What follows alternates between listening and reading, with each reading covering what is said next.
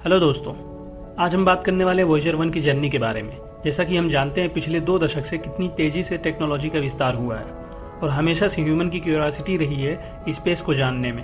क्या है स्पेस में, कैसा है हमारा सोलर सिस्टम, बाकी प्लानिट के बारे में जानकारी के लिए सैकड़ों सैटेलाइट स्पेस प्रोब अर्थ से भेजे जा चुके हैं और हमें कुछ तस्वीरों के अलावा कुछ खास हासिल नहीं हुआ, क्योंकि कहीं की भी जानकारी ह्यूमन बहुत आसानी से इकट्ठा कर सकता है, लेकिन मशीन को हर स्टेप के लिए कमांड देना पड़ता है। खैर, तो चलिए जानते हैं वॉयेजर 1 के 1977 से आज तक के सफर के बारे में। 5 सितंबर 1977 को वॉयेजर 1 को लॉन्च किया गया। इसको स्पेस में भेजने में सबसे ज्यादा बड़ा योगदान कार्ल सेगन का माना जाता है, जो उस समय नासा के मुख्य साइंटिस्ट थे।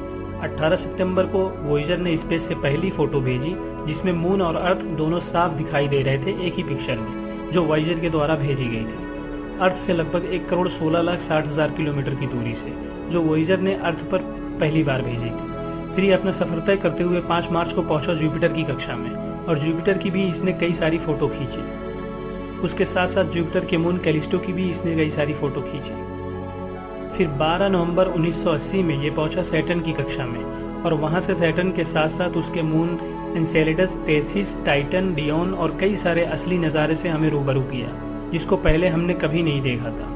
वॉयेजर को भेजने का मकसद सैटर्न तक पहुंचकर उसकी कुछ तस्वीरें लेना था, जो कि पूरा हो चुका था। लेकिन वॉयेजर अपनी रफ्तार से आगे बढ़ता गया, इसको कोई नया कमांड नहीं दिया गया। लेकिन जब यह अर्थ से लगभग 60 करोड़ किलोमीटर की दूरी पर पहुंच गया, तो नासा ने इसे 14 फरवरी 1990 को अर्थ की उतनी दूरी से पिक भेजने का कमांड दिया। और वॉयेजर ने जब पिक भेजी तो उसमें हमारी अर्थ एक टाइनी ब्लू बीम की तरह दिख रही थी। वॉयेजर अब भी अपनी लगभग 16 किलोमीटर प्रति सेकंड की रफ्तार से सोलर सिस्टम की आखिरी छोर तक बढ़ रहा था, और 15 दिसंबर 2004 में ये सोलर सिस्टम के आखिरी छोर तक पहुंच गया। लेकिन इसका सफर अभी खत्म नहीं हुआ था। अब साइंटिस्ट की उम्मीद बढ़ गई थी कि ये इंटरस्टेलर स्पेस तक पहुंच जाएगा, लेकिन हमारे सोलर सिस्टम का टर्मिनेशन शॉक पार करना बाकी था, और फिर इस लेयर को भी वॉयेजर पार कर गया। उस टाइम रेडिएशन की फ्रीक्वेंसी बहुत ज़्यादा थी, जिसको आप सुन सकते हैं।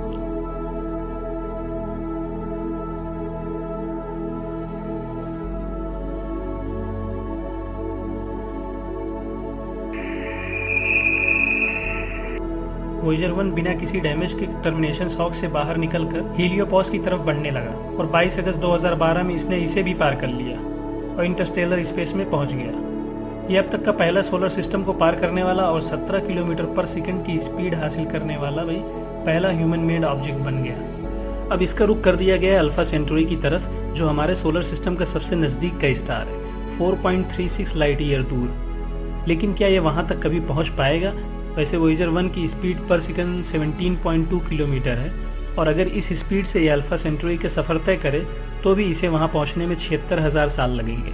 पता नहीं तब तक इस अर्थ का एग्जिस्टेंस रहेगा या नहीं, लेकिन इस मिशन की कामयाबी का अंदाज़ा साइंटिस्ट को पहले से था कि ये इंटरस्टेलर स्पेस में पहुँच जाएगा।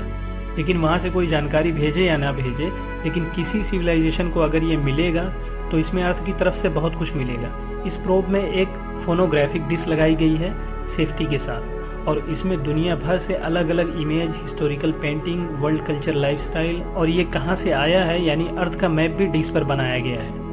उस टाइम के यूएस प्रेसिडेंट जिमी कार्टर का न्यू सिविलाइजेशन को मैसेज भी रिकॉर्ड किया गया, और दुनिया भर की कंट्री के वेलकम ट्रेडिशन की भी रिकॉर्डिंग इसमें डाली गई, हर लैंग्वेज में।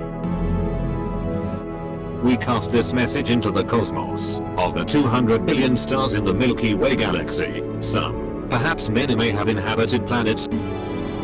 हम ज़मीन के रहने वालों की तरफ से आपको खुश आमदीद कहते हैं। धरती के वासियों की ओर से नमस्कार। इसके साथ साथ एन द्रोयन, जो कार्ल सेगन की वाइफ थी, उनकी ब्रेन वेव EEG भी इसमें रिकॉर्ड कर डाली गई। डिस्क में रिकॉर्ड डाटा इस तरह सेव किया गया है कि ये अगले 1 बिलियन साल तक सुरक्षित रह सकता है, अगर किसी एस्टेरॉइड से इसकी टक्कर नहीं हुई तो।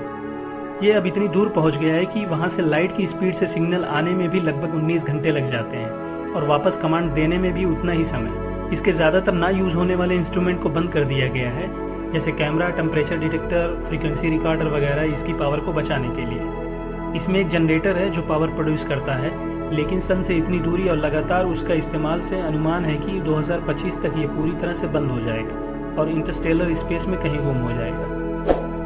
हो सकता है आने वाले कल में वॉयेजर कहीं भी पहुंचे, चाहे 76,000 साल में अल्फा सेंचुरी पर, या फिर करोड़ों साल में किसी और सिविलाइजेशन के हाथ लगे। उस समय हम या अर्थ रहे ना रहे, लेकिन वोयेजर आंख बंद कर आगे बढ़ता रहेगा और किसी सिविलाइजेशन तक अगर पहुंचा तो उसके पास बहुत कुछ होगा बताने के लिए। और सबसे ज़रूरी ये कि वो बताएगा इतने बड़े ब्रह्मांड में हमारा भी वजूद है, हम भी एग्जिस्ट करते हैं। तो दोस्तों, अगर ये वीडियो आपको अच्छा लगा तो वीडियो को लाइक करें, चैनल को सब्सक्राइब करें और अपने दोस्तों के साथ शेयर करें। मिलते हैं ऐसी एक नई वीडियो के साथ, तब तक के लिए धन्यवाद।